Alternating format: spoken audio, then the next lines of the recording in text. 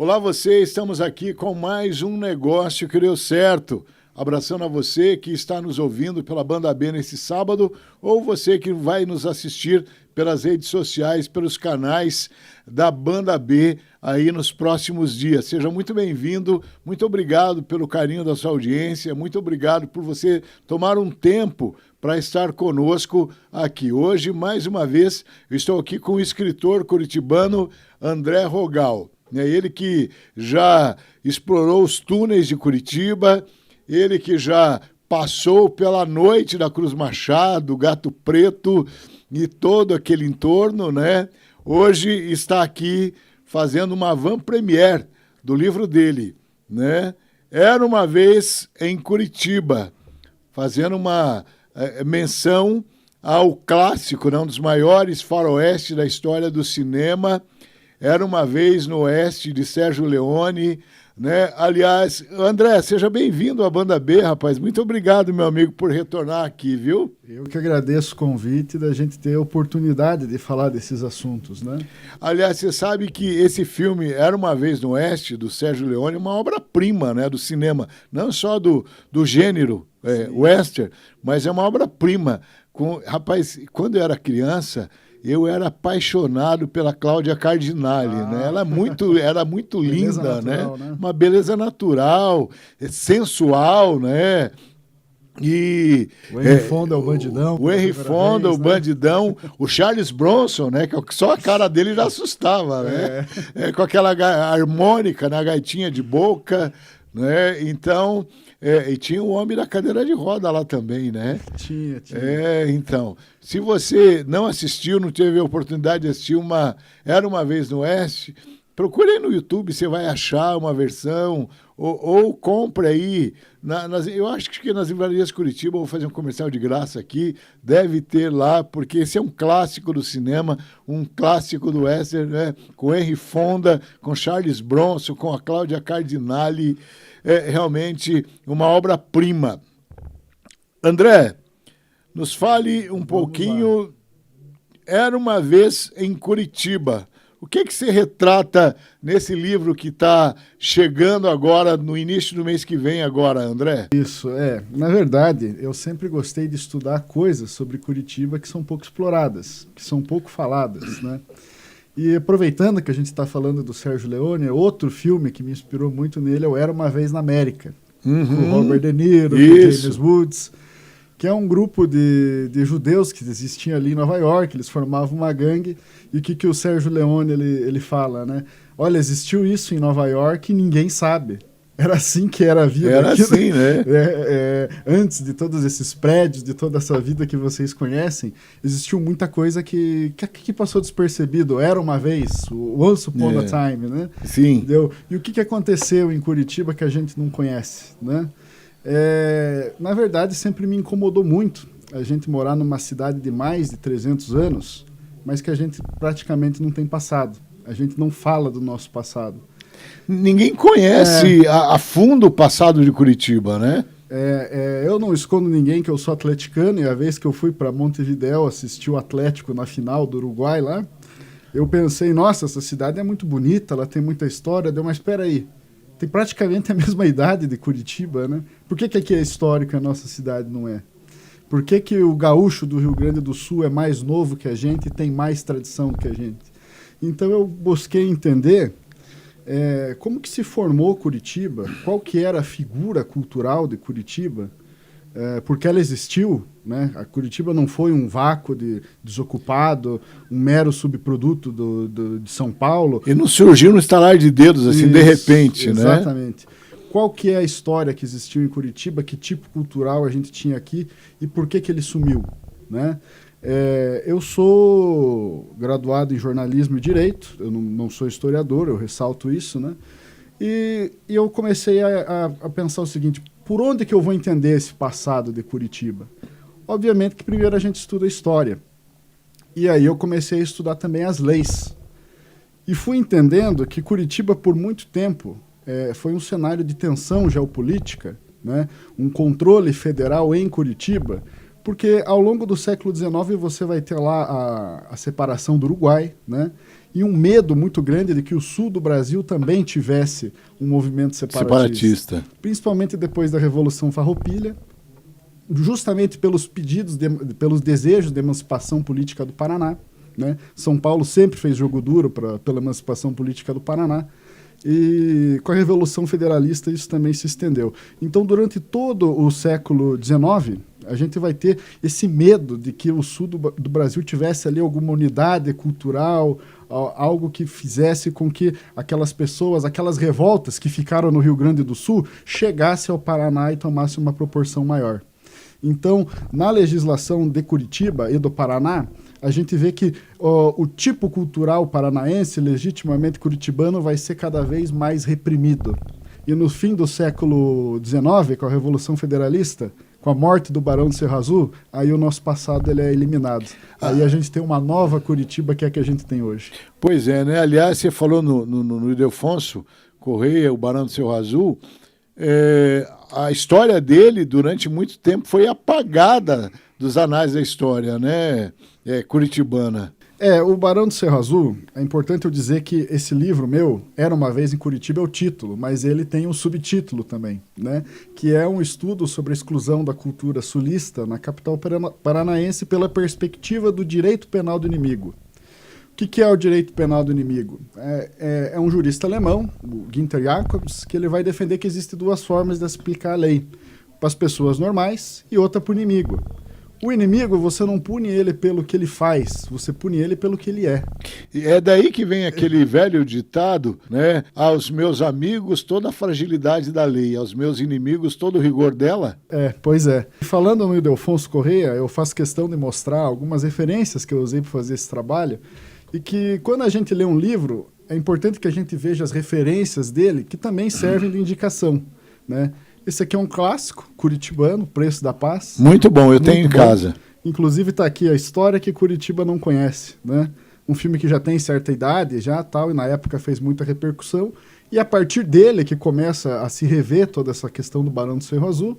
Mas é importante dizer que esse filme ele surgiu inspirado num livro também, que é esse aqui, do Túlio Vargas. A Última Viagem do Barão do Cerro Azul.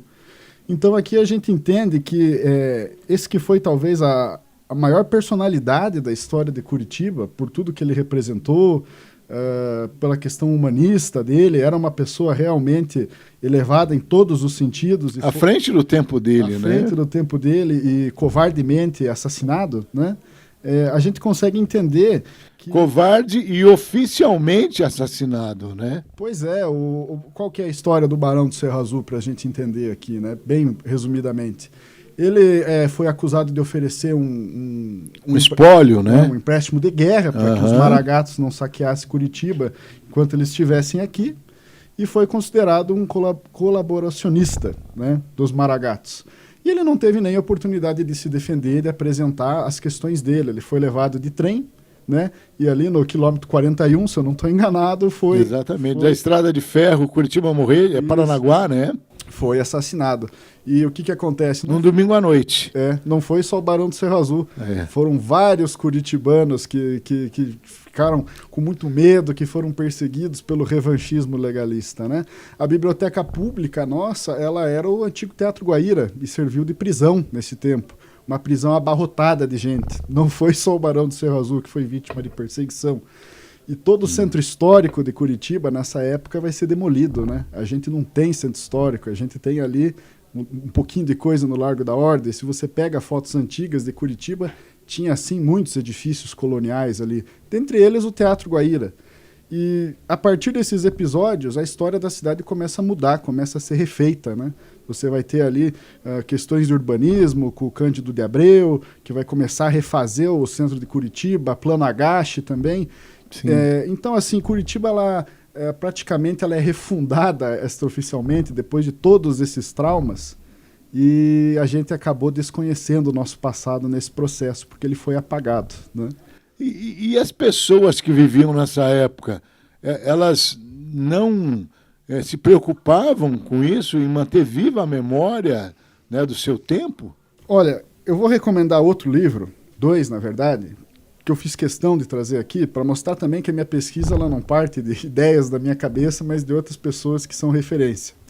Esse livro aqui é importantíssimo, né?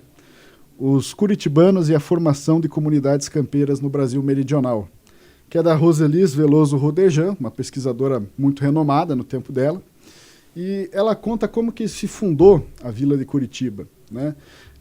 A Vila de Curitiba, ela recebeu pessoas da Capitania de São Vicente, de São Paulo, Sim. e apesar dela estar subordinada politicamente a São Paulo, as pessoas aqui elas tinham uma cultura própria. Uma cultura própria que se formou justamente pelos vínculos de parentesco e exploração do sul do Brasil. Então, apesar de Curitiba ela ter sido, digamos assim, politicamente submissa a São Paulo, não quer dizer que nós éramos meros subprodutos do caipira paulista, por exemplo. Nós tínhamos a nossa cultura própria. E qual que era a nossa cultura própria? É muita da cultura que hoje a gente enxerga como cultura gaúcha, né? Simplifica como se fosse tudo cultura gaúcha. Porque aqui eu faço um parêntese para a gente pontuar uma coisa muito importante. Tem muita gente que acredita que foram os gaúchos que trouxeram essa cultura para nós. Mas foi o contrário, né? Foi o curitibano que levou lá para o sul, que foi o curitibano que explorou lá o sul, né? Exatamente. E aí você vê pelo próprio ciclo do tropeirismo, né? O que é Curitibanos? É a cidade de Santa Catarina fundada pelos curitibanos. E vamos colocar aqui que curitibanos não eram só as pessoas nascidas aqui na cidade de Curitiba, que era a província de Curitiba. Sim. Né? Então era um território que se estendia. E é verdade, até o norte do Rio Grande do Sul são comunidades formadas pelos curitibanos. E isso aqui a Roselis ela prova muito bem, por meio de registros de cartórios, comprovando os laços de parentesco, que no fim das contas o sul do Brasil era formado por irmãos, por parentes. E muitas dessas guerras que a gente vê aqui no Preço da Paz eram guerras entre irmãos, disputas entre parentes, né? Que ao longo do século XX a gente tem várias tensões envolvendo o sul do Brasil, mas que no fim das contas o próprio Barão do Cerro Azul no filme fala, não quero ver os meus irmãos do sul brigando, né? Porque nós sempre compartilhamos dessa cultura. E aí você vai discorrendo isso no seu livro. Exatamente. O meu livro ele é um livro breve, porque eu fiz ele com o intuito de que fosse uma leitura dinâmica e que colocasse um certo suspense nele, né? Eu estava lendo Stephen King na hora que eu escrevi esse livro. Eu falei, olha, eu quero fazer um livro que a pessoa comece a ler e ela queira ir até o final para descobrir onde é que isso vai dar, né? Trazer um pouco de suspense. E, obviamente, que meu livro ele é bem inspirado também nesse aqui, que é outro clássico, né? Da Universidade Federal do Paraná, Semeando Iras Rumo ao Progresso, do professor Magnus Melo Pereira, que foi uma das primeiras, se não a primeira referência aqui, a trazer esse contraditório para a história de Curitiba, né? A entender como eram essas tensões no Paraná, em Curitiba, no século XX. E ele é o primeiro a estudar as leis e a mostrar que, por exemplo, aqui em Curitiba, a partir de um tempo, você começa a se proibir os fandangos, você começa a se proibir a pilcha, né, a roupa sulista na cidade. É proibido entrar com o poncho na igreja. É proibido você andar a cavalo em Curitiba, né? É proibido você frequentar as tabernas, as casas de jogo. Todos esses hábitos que eram ligados ao sul começam a ser proibidos. E o que eu trago no meu livro é que, principalmente depois que você tem o Zacarias Vasconcelos, trazendo... Zacarias Vasconcelos de Góes. Isso, o primeiro presidente da província do Paraná. Esse enrijecimento, ele aumenta, né? Você tem, por exemplo, trechos que eu trago do Zacarias falando, olha, eu quero que a polícia, se estabeleça a polícia no Paraná para evitar o convívio com os perniciosos vizinhos do Rio Grande do Sul. Você tem deputados paulistas falando que a emancipação política do Paraná é uma preocupação para eles, porque eles têm medo que o Paraná se aproxime do Rio Grande do Sul, né? Então foi um cenário de tensão, e no estudo das leis a gente consegue entender isso. Agora, da onde que vem essa mentalidade? Foi o pessoal de São Paulo realmente que começou a incutir essa mentalidade para começar a reprimir o povo aqui, para o povo andar mais na linha, vamos dizer assim, André? Olha, mais uma vez o professor Magnus ele explica bem isso no livro dele. que isso é uma questão que ao longo do século XX vai se chamar de morigeração dos costumes, né? As elites de Curitiba passam a querer assumir uma postura mais cosmopolita, que era julgada mais civilizada, e é justamente oposta a essa cultura sulista que a gente traz aqui, do tropeiro, do gaúcho, né? Então você vai ter parte das pessoas em Curitiba apegadas aos antigos costumes, e parte das pessoas que vão aderir cada vez mais a essa morigeração, né? Não é uma questão do pobre contra o rico, é uma divisão que se dá nas próprias elites de Curitiba, né? Dos feudos, realmente, né? Isso, e a gente vê que, por exemplo, na Guerra do Paraguai, há uma aproximação de algumas elites de Curitiba com o governo federal. Eles encontram no governo federal ali, durante a Guerra do Paraguai, uma oportunidade de estreitar os laços, né? De oferecer fazendas para que as tropas do Brasil pudessem descansar, justamente porque é um jogo de interesses. Em algum momento eu vou estar mais ligado ao governo federal e outras pessoas vão achar que os vínculos regionais são mais importantes. Essa é a tensão que se dá em Curitiba e que fica bem presente na Revolução Federalista. Há outro professor da PUC, né, o Valério Horner Jr., que foi jornalista também, advogado, professor da instituição que eu estudei, que, por exemplo, trouxe vários documentos mostrando sobre os maragatos em Curitiba. E o que a gente aprende na escola? Que Curitiba não tinha maragato. Que ninguém gostava do Gumercindo Saraiva aqui. Na verdade, a coisa é mais complexa, né?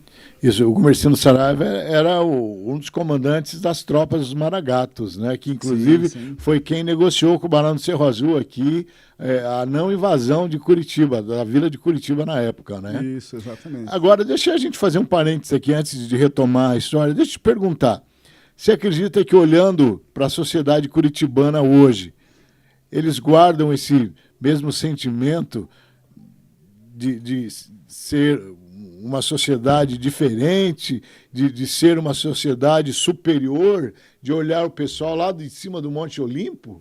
Depende de onde você está, né? Curitiba tem várias Curitibas dentro de Curitiba. Se você for em determinados bairros mais elitizados, vão torcer o nariz em dizer que Curitiba teve esse passado sulista, né? Mas se você for, por exemplo, no Pinheirinho, né, que tem até CTG, isso. As pessoas vão falar, não, eu me identifico com isso. E o CTG veio depois. O CTG é muito mais recente do que a gente pensa. É que as pessoas olham o CTG e lembram daquele antigo curitibano. Para quem não sabe, CTG é Centro de Tradições Gaúchas, né? Isso.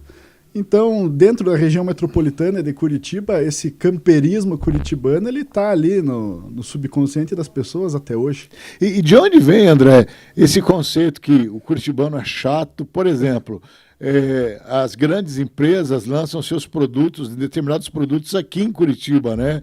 Muitos cantores aí famosos fazem o seu show inicial aqui em Curitiba, porque se pegar em Curitiba, aprova no resto do Brasil. Por que Curitiba tem essa fama, essa pecha? Olha, isso na verdade foge um pouco do que eu pesquiso, eu vou te dando uma opinião, né? Eu acho que Curitiba no século XX, ela vai passar por todo um processo de elitização ali, que vai dar a sensação de que realmente é uma cidade mais civilizada, cumpridora da ordem, né? Isso não vem do urbanismo recente, vem desde da Primeira República, né? Da ideia positivista que se tinha de ordem e progresso, né? E Curitiba foi seguindo essa risca por muito tempo, né? Então a gente tem a herança disso, né? De que os curitibanos são civilizados, tal, que eles têm ali uma identidade europeia, porque isso daí já vai vir de outro livro, né? Do Martins, que é um Brasil diferente. Você vai ter livros do Temístocles Linhares também, que é uma corrente diferente dessa que eu trago, que vai justamente exaltar esse lado do Paraná europeu, de Curitiba europeia, né, de que foram essas pessoas... Então, mas isso é uma realidade ou é um mito que se criou e como o Marco Polo, de tanto parlar, o pessoal acha que o macarrão é italiano, mas é chinês, né? Você acha que de tanto falarem que Curitiba é isso, que é Curitiba aquilo, as pessoas já chegam aqui com essa ideia formada, com esse conceito formado? Pode ser, né? Na verdade, porque a construção de mitos ela ocorre em várias esferas e em várias cidades, né? Quando a gente fala mito, não quer dizer que é mentira. É uma construção de realidade que é difundida e acaba se tomando aquilo como a realidade vigente, né? Quer ver um exemplo? Agora, algum tempo atrás, durante o caso Daniel, aqui, do jogador Daniel, que foi julgado em São José dos Pinhais, um pouco antes do julgamento em si, mas nas audiências, no fase de instrução do processo ali, eu encontrei o Roberto Cabrini, né? Um jornalista famoso, dispensa com a apresentação. E eu conversando com o Cabrini ali, tomando um lanche, o Cabrini falou: Toninho, vocês são privilegiados, rapaz, porque isso aqui é Europa, né? Isso aqui não é Brasil, porque, rapaz, eu conheço a realidade do Brasil lá para cima e tudo. Falei, puxa vida, mas será que é essa a ideia que as pessoas dos outros estados da federação têm de nós aqui em Curitiba? E eu fiquei pensando, será que isso realmente é só um conceito, né, de tanto se falar, ou realmente nós somos uma ilha aqui dentro do Brasil, um pedacinho da Europa dentro do Brasil? Olha, eu acho que o bom senso está no meio termo, né? A gente não pode negar que Curitiba, em diversos índices, é uma cidade mais desenvolvida, com uma qualidade de vida melhor, mas eu entro na questão cultural, né?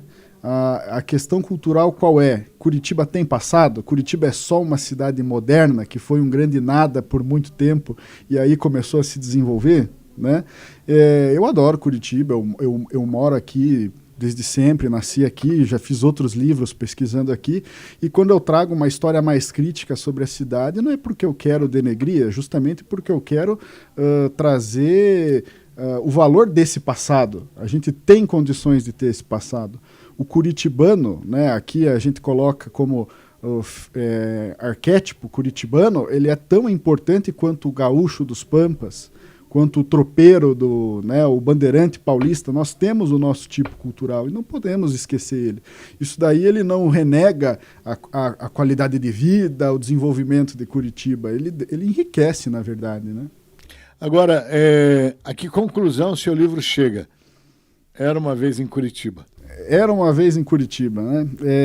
A minha conclusão é que Curitiba ela teve um tipo cultural muito importante, que foi importante não só para Curitiba, mas para o povoamento de todo o sul do Brasil, e ajudou a construir essa cultura sulista, que hoje a gente resume como cultura gaúcha, e que por diversos conflitos geopolíticos que a gente teve ao longo do século XIX, Curitiba acabou apagando da história e tratando essa figura como inimigo. E hoje a gente é uma cidade que, apesar da qualidade de vida, apesar de várias coisas positivas que temos aqui, nós temos dificuldade em encontrar o nosso passado e entender o que é o curitibano no meio do Brasil.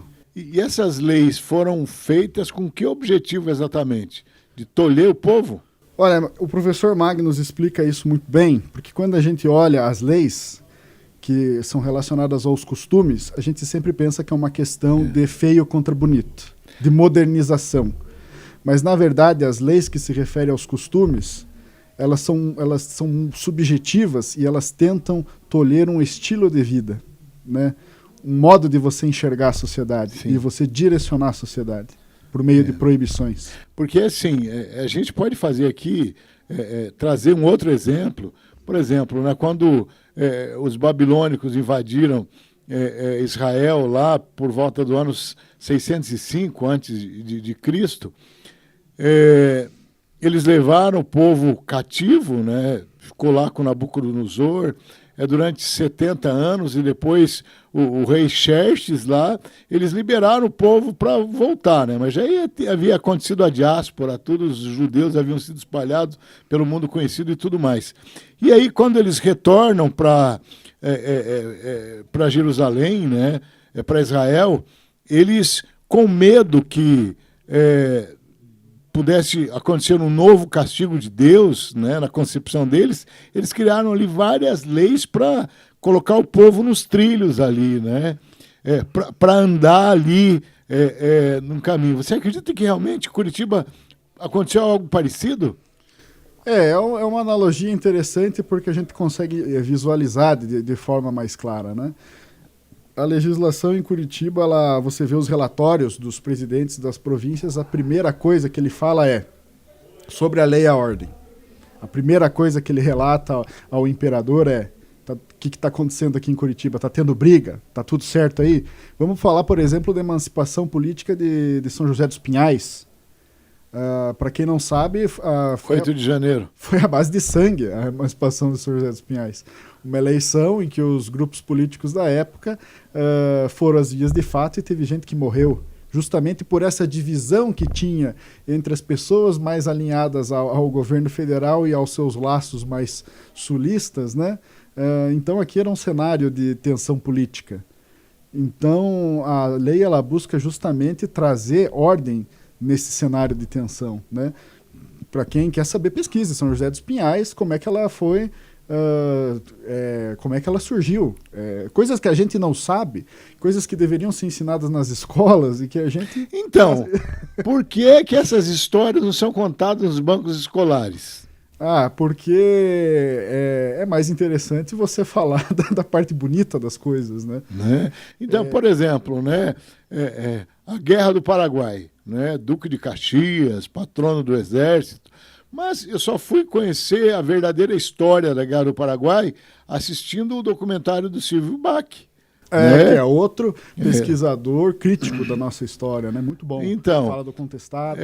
Isso, então.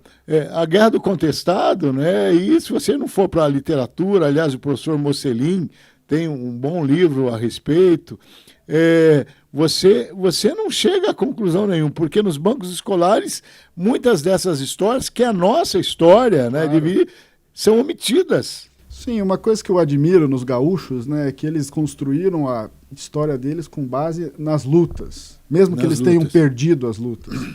E a gente aqui promove o esquecimento das nossas lutas, né? A Revolução Farroupilha repercutiu em Curitiba, né? A emancipação política do Paraná foi tensa, né? É objeto de discussão no Paraná e em São Paulo. Aliás, a Revolução Federalista passou por Curitiba também, repercutiu muito. O que a gente fala? Não, ficou só na Lapa. Mas passou por Curitiba. Né? E todo mundo enaltece o Cerco da Lapa, né? O Cerco da Lapa. E aí, rapaz, por quê? Né? Por quê? Né? Essas histórias não são contadas nos bancos escolares. Né? Aula de história, as pessoas falam da história da arte, falam do Egito, né? Fala da Grécia Antiga, mas não conta a história de Curitiba. E você vê o que é o caboclo do contestado. É descendente dos curitibanos. Né? Sim. Faz parte também da nossa cultura. Né? Curitiba tem uma história rica, é mais do que capivara, parque, a gente tem muita coisa para falar sobre a nossa história. É só cavocar. E você acredita que esse elo perdido, né, vamos colocar assim, a história de Curitiba é um elo perdido. Pode ser, pode ser. Pode ser resgatado ou não? Sim, até eu vou mandar um abraço para um grupo de pesquisadores que eu faço parte. Tem o Flagner Barros, o Gabriel Demetruc, que são pessoas que eu tenho certeza que estão aqui nos ouvindo. Nós também tem o André Zampieri, que tem a materia ali na Rua 24 Horas também, que tenta resgatar essa história do mate em Curitiba. Temos aí algumas pessoas incomodadas que estão formando um senso crítico com uma certa coletividade e buscam resgatar essa figura do curitibano. Né? Porque, assim, um povo que não tem passado não tem história, né? O que não tem história não tem passado, podemos... Né? E aí, rapaz, né? Da onde a gente veio? Né? Para onde a gente vai? Né? E eu acho que essa história ela tem que ser contada, né? Eu gosto do prefeito Greca porque ele conhece a história recente da cidade como ninguém, né? E aí ele vai discursar, ele traz à baila nos discursos dele, ele inclui Maria Polenta, né? Maria Bueno, são personagens que fazem parte da nossa cultura e deviam estar mais vívidas na mente do curitibano, né, André? O Rafael Greca, ele também é um conhecedor dessa história, dessas histórias que eu estou pesquisando. Inclusive, eu usei como referência algumas vezes, né?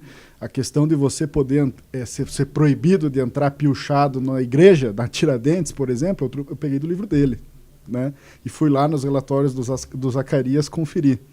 Ele entende muito sobre Afonso Botelho, que ele já falou várias vezes sobre, né? O Greca ele também entende do passado histórico. Que é estudioso, né? É um grande estudioso, né? Então. Acontece que a gente tem que dar mais atenção para essa parte pouco falada de Curitiba e ser mais maduro de entender que aqui houveram conflitos, houveram guerras. A história não precisa ser sempre bonita. Ela pode ser triste Sim. às vezes, né? Mas história é história. E até, rapaz, pouca gente sabe, né, que São Paulo usurpou uma boa parte do território paranaense, principalmente do litoral, né? Tem muitas praias do litoral norte paulista hoje que eram território paranaense. Não, o Paraná tem uma história riquíssima, né? Até Santa Catarina boa parte do território de Santa Catarina foi Paraná, né?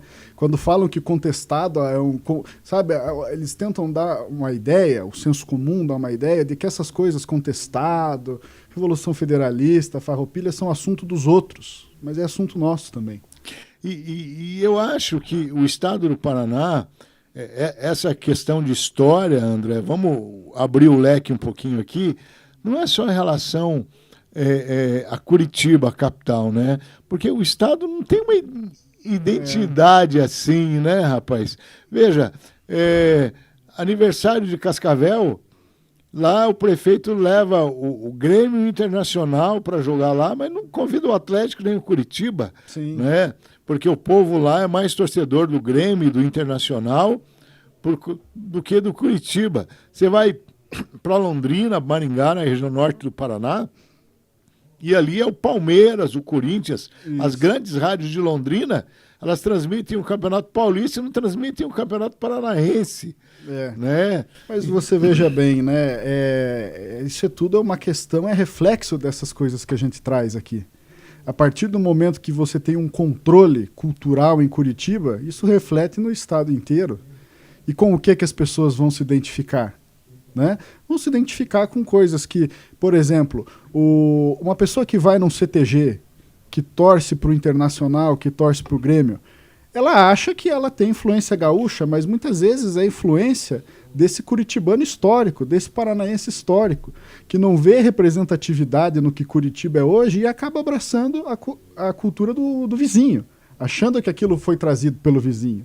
Né? Tem muita gente ali do Pinheirinho, da região sul de Curitiba, que vai no CTG, não porque gosta de gaúcho, é porque sente falta da antiga cultura paranaense, entende? Então, e tem algumas pessoas que falam assim, eu já ouvi, colegas de rádio, inclusive, falam assim, Curitiba tem mais programa gaúcho do que o Rio Grande do Sul. É porque as pessoas aqui são sulistas. Sim. O povo curitibano é um povo sulista. E não adianta o pessoal de São Paulo falar que nós somos um mero subproduto da colonização deles, né? Nós temos a nossa identidade. Sim, e também não adianta os gaúchos falarem que foram eles que trouxeram, que sempre teve aqui.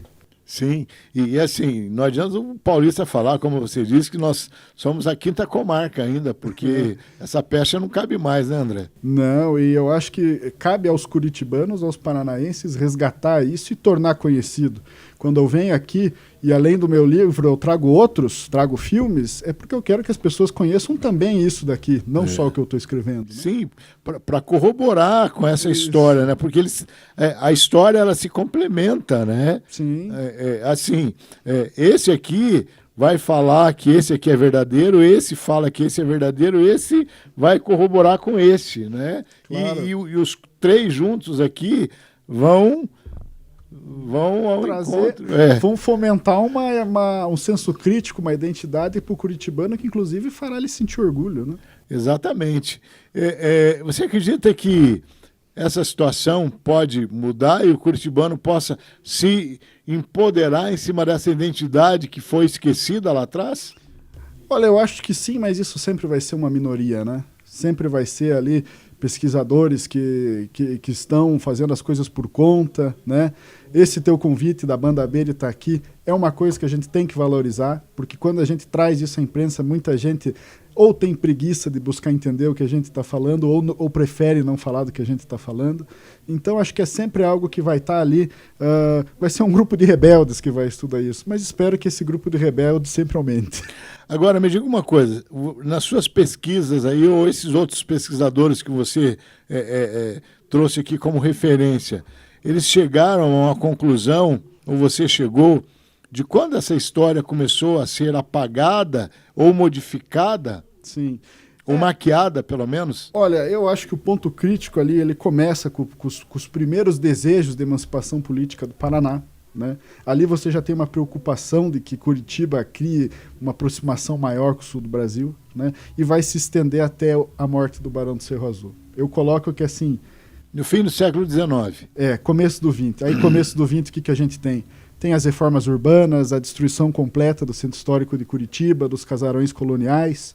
Aí começa a nova cidade, que é baseada no urbanismo, na ordem, no progresso, enfim, uma nova construção de Curitiba. Aí vem o Plano Agache. Plano Agache, antes tem Cândido de Abreu. Isso, Cândido de Abreu, depois o Plano Agache, e daí nos anos 60 Ivarzua, né, que faz o plano, um outro plano diretor da cidade, o PUC. Raiz, Lerner, né, que constrói essa Curitiba contemporânea, né? Exatamente. E você falou do Greca, assim, é interessante que o Greca, acho que foi ele que fez o Parque dos Tropeiros ali na... Exatamente. Né?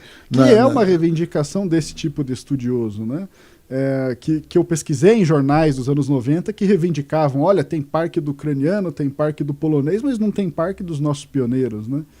E aí faz-se os parques dos tropeiros. Por exemplo, vamos ver os nossos festivais folclóricos. Tem algum grupo folclórico valorizando a cultura curitibana desses que se apresentam? Não tem. Pois é, né? Tem os ucranianos, né? Que aí tem o Barvino, que tem o Poltava, né? Tem o grupo polonês, né? Que era da União Juventus, da Sociedade Juventus. Enfim, tem o alemão. Mas um típico gaúcho, né, ou das nossas tradições curitibanas, não tem, né? Vamos usar o termo curitibano, que alguns pesquisadores já me puxaram bastante a orelha, que falam, André, a gente entende que há uma semelhança muito grande quando a gente diz cultura sulista como gaúcho, mas vamos colocar curitibano como um povo histórico tão importante quanto o gaúcho. Tem suas semelhanças com o gaúcho, tem suas semelhanças com o paulista. Mas o gaúcho não é um estilo de vida? Sim, eu entendo dessa forma. Uhum. Eu entendo dessa forma também. Eu acho que quando a gente diz gaúcho, hoje a gente fala cultura do Sul e não cultura do Rio Grande do Sul. Sim. Né? Uhum. Eu entendo. Mas quando nós estamos falando em pesquisa, a gente está sempre buscando valorizar a expressão curitibano. Porque o curitibano, como eu falei, não é só o da capital. É um povo que começou aqui pela vila de Curitiba e ajudou a povoar o sul do Brasil, né? André, nós estamos chegando aqui no final do programa, mas nos fale um pouquinho mais de Era Uma Vez em Curitiba. Era uma vez. Você terminou quando? Quando que vai estar na banca? Quando vai ser o lançamento? Faça aí um convite, porque sim. eu quero estar lá no lançamento, viu? Muito obrigado. Era Uma Vez Curitiba vai ser lançado numa segunda-feira, no dia 7 de outubro, na PUC do Paraná, Universitas. Eu sou formado da PUC, né? Fiz graduação lá, e é o evento mais importante aí do curso de Direito. Vai ser na abertura do Universitas 2024, no Teatro Tuca da PUC. Nós vamos ter lá um evento bem legal, com outros autores também.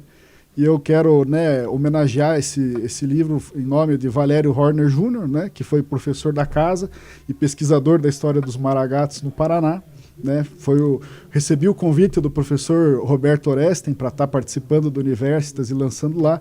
E os livros já estão impressos, mas eu fiz questão de guardar eles para esse momento. Todos estão convidados. E assim, é um livro pequeno, uma leitura rápida, né, como você frisou no começo aqui.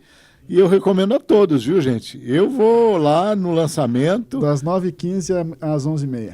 Da manhã? Da manhã, vai ser na abertura do evento. E depois podem me contactar pela internet. O livro também está no site da editora Tirant Leblanc, que investiu aí no projeto. Agradecimento a eles também. Você é um amante de Curitiba. Você gosta, é apaixonado pela história da cidade de Curitiba, né? Gosto, né? E quando a gente ama a história, não quer dizer que a gente não vai buscar uma linha mais crítica, uma linha mais ácida, vamos dizer assim. Gente, era uma vez em Curitiba do nosso Sérgio Leone aqui, né? Não, que é isso? André Rogal, jornalista curitibano, que é o terceiro livro dele. Vale a pena você acompanhar. André, muito obrigado pela sua gentileza de ter atendido o meu convite, estar novamente aqui num negócio que deu certo, viu, André? Eu que agradeço e mais uma vez, a gente que tem que valorizar a banda B de estar dando essa oportunidade. Tá certo, gente. Muito obrigado a você que esteve conosco, a você que vai assistir aí pelas redes sociais. Não sei quando que você vai assistir esse programa, mas muito obrigado mesmo pelo carinho da sua audiência e até uma próxima.